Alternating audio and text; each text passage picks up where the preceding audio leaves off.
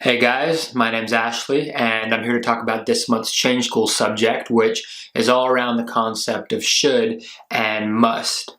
A little bit about me before we jump into that.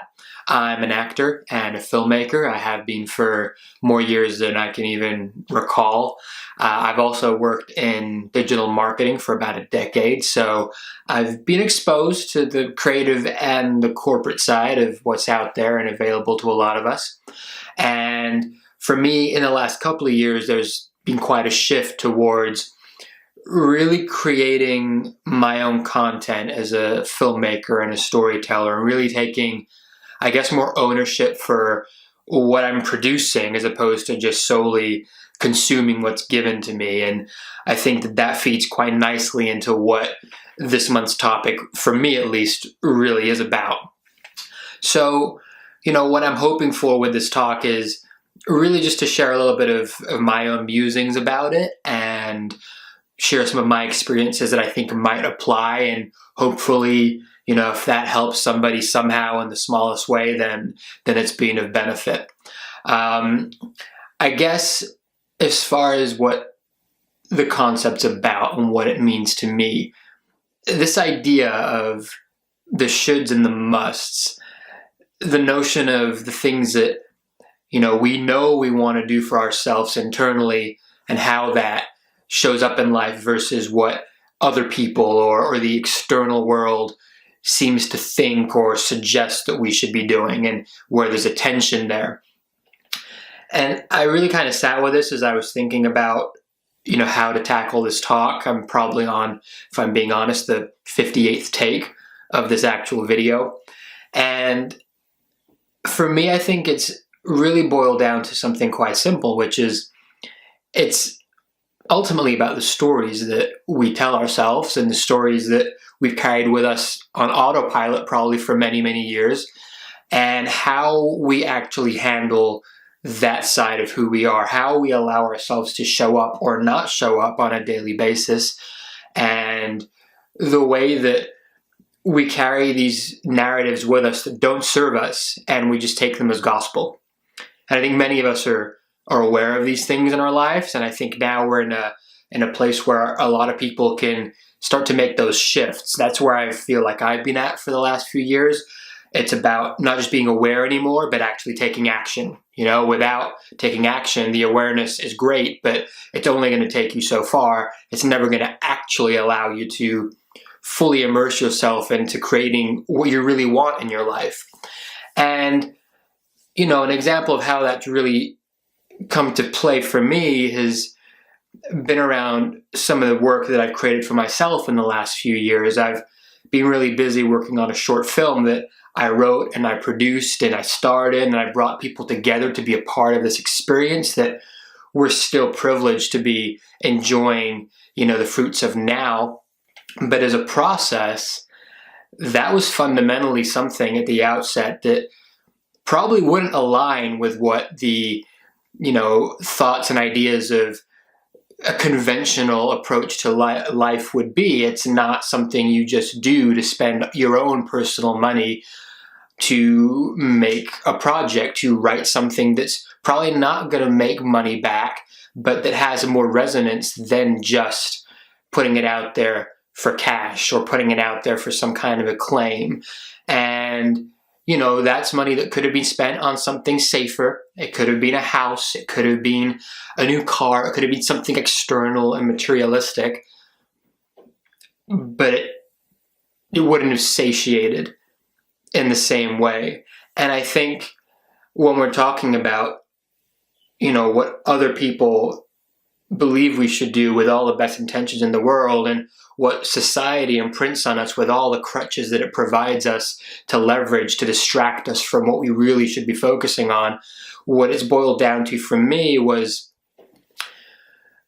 really focusing on what you want to do, but before anything, understanding the why behind it. And if I'm going to give an ABC approach to this, which I don't think exists, but I know sometimes it's nice to have these are some things to look at with, take these 3 points and you might get something out of it. If I was going to give a starting point with anything, I've really learned that it's really essential to know your why behind what you're doing, whatever it is. You know, why do I want to make a short film? Why do I act? Why do I decide to do what I do? Why do you want to create a business? Why do you want a relationship to be the kind of relationship you want it to be? Why do you want to move somewhere? And that why requires you to face up to a lot of the stories that we've told ourselves. And that why is going to be surface level at first. And it's really about being brave enough to spend the time alone with yourself to find a why that it's deeper than just the surface level. You know, wanting to do something because you'll get the money or the external stuff, or because it'll make you feel good is great. There's nothing wrong with that. But that might not keep you going when what you're trying to achieve sometimes has a rocky moment, which is always going to come. But if your why is bigger than you, if you can believe in something bigger than just yourself, then that will push you through. And that will allow you to start, just to start the process. And that, I guess, is step 2 as far as I'm concerned. You just got to start. You know, I had 50,000 reasons not to start writing a film and one really solid reason to do it. And you know, we all get there. You want to do something and we all have great ideas, and somehow they never happen because we just find a reason not to, and our reason to do it isn't strong enough. The why is not strong enough. But if you just start and you dedicate yourself to doing something every day, then you can start to take those steps towards where you want to go. And for me, that was just start writing every day. And all the stuff comes up and you'll have your fears, you know, and I had these notions of, you don't know how to write. You've never written before. But then, by the same token, yeah, of course I don't know how to write, because I've never written before. And that's the point. You don't know how to do something or what you can achieve until you just do it. And then by doing it, you actually find out you know more than you ever gave yourself credit for. Step 3, I suppose I'm doing this in steps, which it looks like I am now, would be you have to know what it is that you want to achieve. You have to know that end goal, for lack of a better term, and you have to have that vision. You have to be able to step into it. You have to be able to taste it. You have to be able to, every day when you wake up, know that that's what you want to achieve, and you have to be willing to step into the future, but then you have to come back into the present, and you have to take the steps right in front of you. And I know from experience that that's where a lot of us fall off, because what we normally do is we know where we want to go. That's probably the easy part sometimes. But we look at where we want to go and where we are, and we see the gap in between. And what we do as humans is our mind kicks in, our ego takes over, and we start to look at the gap. And we start to wonder, how do I get from there to there? And we try to figure it out. But that's the whole kind of paradox. There's nothing to figure out. How you get there is none of your business. And if I'm talking about the notion of the shoulds and, you know, the wants, what you should do, what's going to drive you, is what you do in that present moment by taking the step that's in front of you and following that inner compass. And you just know that feeling, and you got to trust it. The wants, the external stuff, that's the stuff that makes you get off and stop. That's the stuff that makes you not want to keep going, because it makes you look at the gap in between. And that ultimately boils down to, for me, what the essence of this is all about, which is our beliefs and our stories that we carry with us for whatever reason don't necessarily always align with our values. We all have values, and most of us actually have really solid ones. We value things that are really great, and you know, we all have that system that we want to adhere to, but our beliefs are what conflict with our values most of the time, and we don't even realize it. And our beliefs conflicting with our values are what don't allow our desires to fully manifest in the present for us. And so what that boils down to, and what you need to do, or what I found worked for me at least, is you have to be able to face up to yourself. You have to be able to go and take a piece of paper and write down, what do I value and why, and make that bigger than you. And then what do I believe that is stopping me from achieving the dreams that I have? Write down your dreams, know what they are, and then look at what are my stories that I'm telling myself that are stopping me from achieving that. Because many times We might value being free and having personal freedom, but our beliefs tell us that we're not worthy of that. We might value having love and a beautiful relationship, but our beliefs, for some reason, might tell us that we don't deserve to have love and experience that. And we all have those things, and that's okay, but you have to be brave enough to delve into that and to reframe those beliefs and rewrite the story and be able to continually do that, because really, life's work isn't your career or your job that you do. It's continually working on that, on knowing yourself, not finding yourself, which people say. I don't buy into that. You know, we've not gone anywhere. We're always here, but knowing yourself and then being open enough and brave enough to face up to creating your own story for yourself that actually benefits you.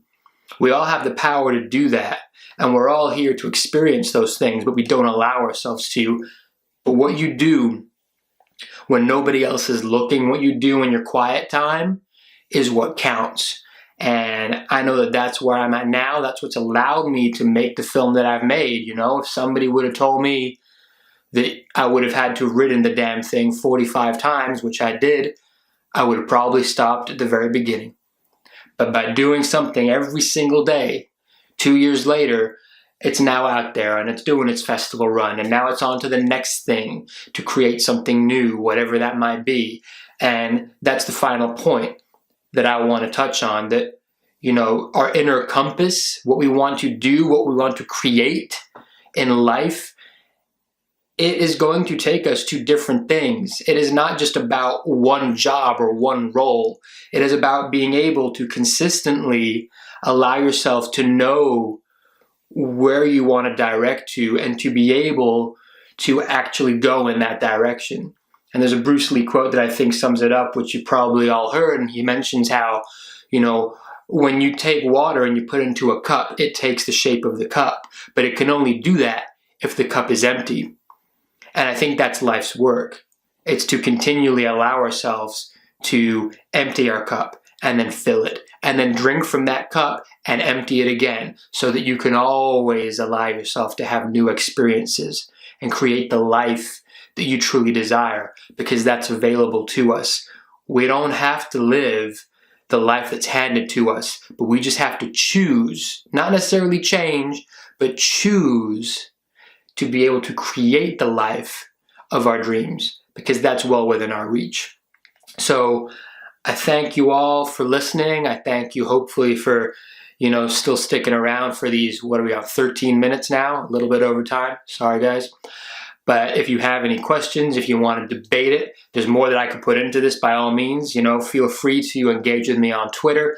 I'm sure the girls will put my Twitter handle on the profile here, and I look forward to talking to you. And ultimately, all I would say on this point is trust that you have that power to create the life that you desire, because that's what we're here for. You know, we're all creators at the end of the day, and that's the point. Again, if I quote Bruce Lee, finally, you know, he said that life is all about expression, and to express is to create. And if we're just in the flow of that, then we can all actually allow ourselves to have a life that is more fulfilling than maybe our narratives and our stories and the shoulds and the wants out there have led us to believe. Thanks, guys.